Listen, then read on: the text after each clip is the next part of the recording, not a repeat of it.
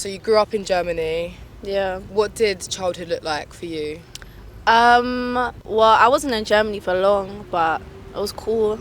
Came from a small little town called Wiesbaden, which is basically just, it was just a farm town, really. That's really what it was. Not much going on, like, okay. at all. Like, there was actually a farm next to my yard. Moving to London when I was like six-ish, it was a big contrast, especially like in my area and stuff like that. But I really enjoyed it. I feel like I settled in kind of easily because my mom was very extroverted, so like she kind of connected with everyone with our block, and like she knew how to do hair. Didn't speak much English, but she did hair and she could cook, so that's all you need. That's all you need with a community. Yeah, literally. So it was calm. I learned English a lot, like in school and like through music that I was listening to, and also just being outside always. It's a bit. Looking back, it was actually easier than I thought it was gonna be. Kind of just fitting in. Just out of interest, what music did you grow up listening to? So originally a lot of Outkast, Erykah Badu, Goody Mob, Dungeon Family. Like I learned a lot of English through their music, especially like Entre 3000. Hence my name, 3STACKS. Oh, I was wondering. Okay. My first album was the Speakerbox / The Love Below, and it's like my favorite album like ever. What were your hobbies growing up? Do you remember like what you wanted to be? I wanted to be a computer scientist. Okay. Or a physicist. Like I just wanted to be in like physics research a lot. And then I went to like an engineering specialist secondary school. So I did like robotics, computer science, business. Okay, women in STEM. Black women in STEM. That part. Please, they need justice for real because it's actually hard. Like COVID happened, and I went to a cinema and I watched Doctor Strange. But when I was watching this film, though, I couldn't figure out how they did the visual effects, and it really, really bothered me. So I went home, researched on it, and then found out about like just how visual effects is done, and just watched tutorials. Didn't really get what they were doing, but I just watched them anyway. I was like, fuck it, let me try it out. So I went, searched up on YouTube, cracked like After Effects, and then like during lockdown, I was just kind of just filming stuff.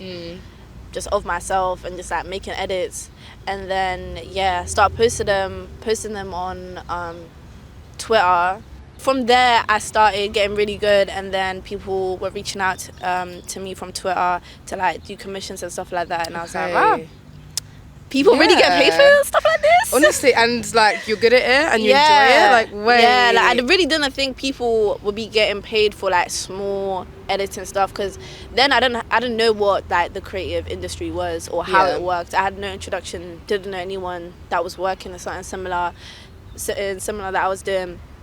So after that I started doing a lot of commissions, but it got to a point where I was editing like a lot of stuff that I didn't like.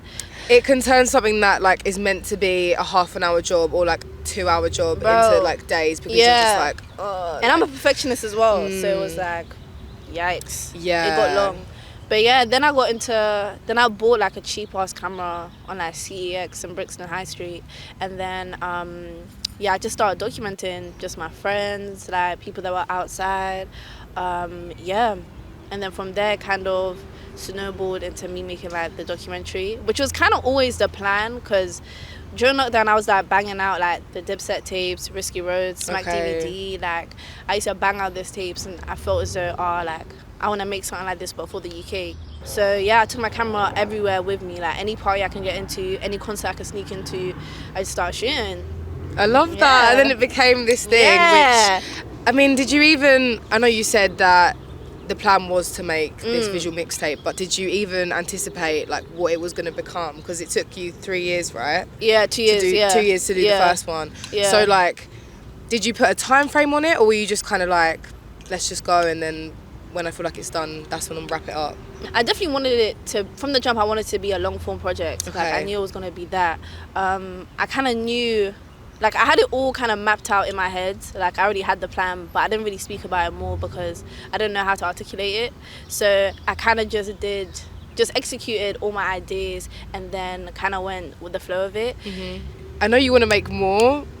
Do you know how many, or are you just kind of gonna go and then just see what happens? The aim is to make 5 Okay. and then release a box set. Okay. Because I feel like that would be really cool to just design and just even have in my hands. What piece of advice would you give your younger self? Get a proper editing chair, because bro, my posture is suffering. It's been suffering ever since. It's been suffering so bad. Like, my spine is throwing up gang signs. Like, trust me, it's so bad. You've worked on some really crazy projects with a lot of people in the scene, kind of mainstream and underground. Other than your visual mixtape, what's been your favourite project to work on?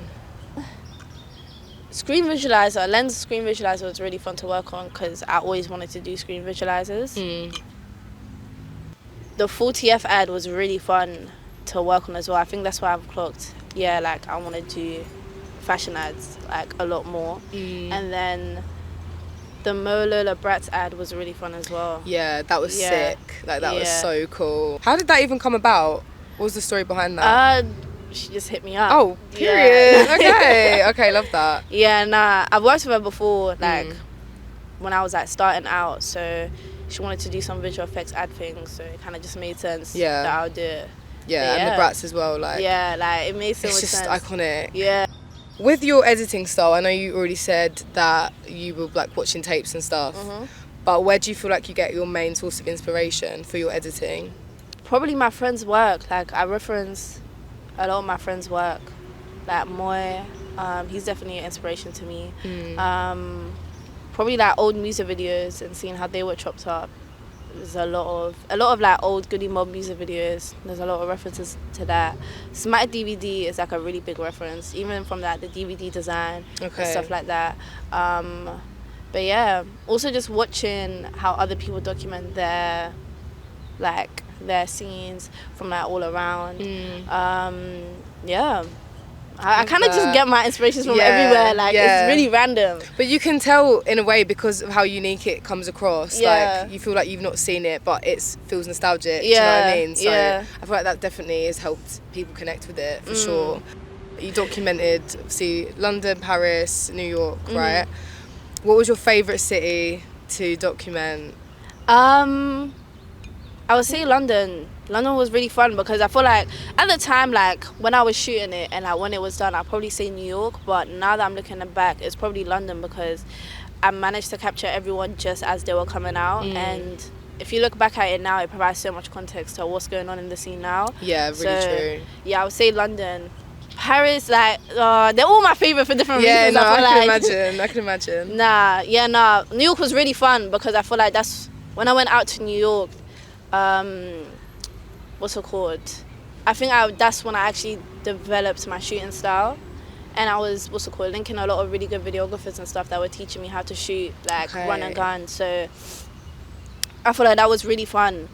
Yeah, I feel like that's when I actually established like my shooting style and like how important symmetry is in a very chaotic scene, and how how to composition different clips together to make it just look a lot more smoother. But yeah, and then Paris is definitely my favorite because I feel like that trip was like how I met all my really closest friends now. Okay. Oh, so wholesome. Yeah. That's so cute. And I remember you saying to me when we went for coffee that you were in New York for 2 weeks, 19.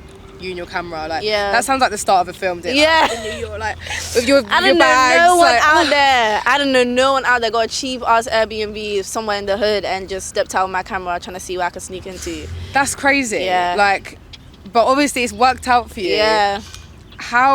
So were you literally, what was your game plan? Or were you just like, I'm going to go out there and just like, did you have a little plan of where you were going to go? Or was it literally just like... Nah, I didn't really have a plan. Like, I was on the plane and I saw that one of my favourite artists, like one of my favourite SoundCloud artists was doing a show out there, and I just DM'd them and they let me backstage, and then I met a bunch of other people and they were telling me what is going on for the rest of the week. And then, from there it kind of just snowballed to me, like just speaking to people and stuff like that. I feel like that was like my main strength in New York, the fact that I could just speak to strangers. Yeah, so definitely. It was just, I kind of just relied on that. Because if I can do it easily in London, surely New York can't be that much harder. Like, yeah, and you've got that accent, do you know what I mean? And Yeah. like, you've got a cool vibe, and I feel like Americans love it. Do you know what I mean? They do. No, it wasn't too hard. I wasn't really scared either, surprisingly. Like, yeah, nah. That's the good thing with being young. I feel like as you get older, you like start to actually, well, not always, but you're a bit more like, fuck it. Yeah, you're way more naive. Actually, literally, naive is the word. That is really the word. It's like, fuck it, like, what's the worst thing that's going to happen? Although, and you're not even thinking about the worst things that can happen. You're just like, I want to do this, I'm going to do it. Which is so sick. Like, would you recommend doing that to other creatives, or would you say, like, you got to be a type of way inclined to do that? No. Just go for it. No, you have to go for it. I can't lie. You just need to get out there. You need to travel more. Like, especially if you shoot, like, you shouldn't be just stuck in the area that you're in. Like, I feel like traveling is so important. I remember speaking about at the panel, like, traveling is probably what recharges me for every time I'm back in London. Like, recharges me to work on the visual mixtape or to work on whatever I'm working on. It just gives me an extra, you know, it's like a little coffee in the morning, you know? Yeah. We're gonna just think about the future now a little bit, and from the sounds of it, like, you're quite visual with your goals, right? Like, I am as well. Like, I can kind of picture it before it's happened, right? And also part of that is being delusional, which you said, you know, it's just important. Like, I don't make the rules. Do you know what I mean? You have to be delusional with your goals until they're not delusional anymore. But when you look into the future, what do you think your I made it moment will look like? Probably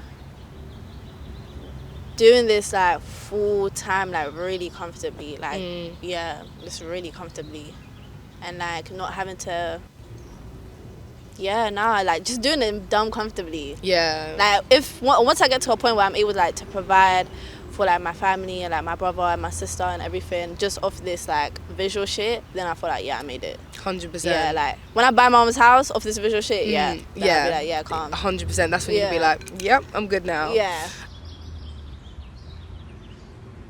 Kind of like flipping it back to the people that might be watching who are like young and trying to get into the industry or just like kind of explore their craft. What advice would you have to them? Just practice bare. Like, you gotta practice so much. Like, nothing's really gonna happen overnight. Like, it's gonna take like hours and days before you get to a point where like you really like what you do, or even like so that you can even make bread. Like, I feel like a lot of the younger people nowadays just gotta understand there'll be a very long time where you will make no bread off the art that you're doing, and once you accept that, then I feel like you'll be calm. But also, I would also say promote your work like crazy. Like, you gotta be arrogant with your work. Like, I remember Elijah, I don't know if you know Elijah, but he does some like yellow post-it note thing. Okay. He was like, how what's it called? You can't, what did he say?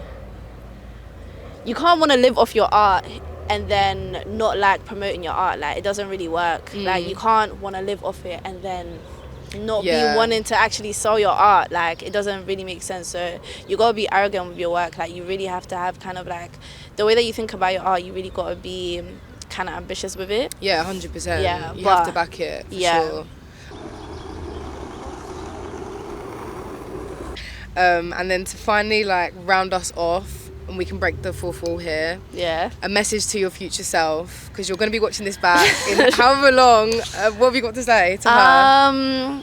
Hopefully your posture's a little more better. Hope you're staying healthy. Hope the family's good. Hopefully, okay, I'm probably going to watch this in like 5-6 years. Hopefully the box set is complete. Please, I need the box set. Like, I'm craving for it. And I also hope that we did the Ritzy again for volume 5. I want to pack out, hopefully I would have packed out the biggest room there. We'll see. But shout out you. Oh, lovely, thank you, that's it.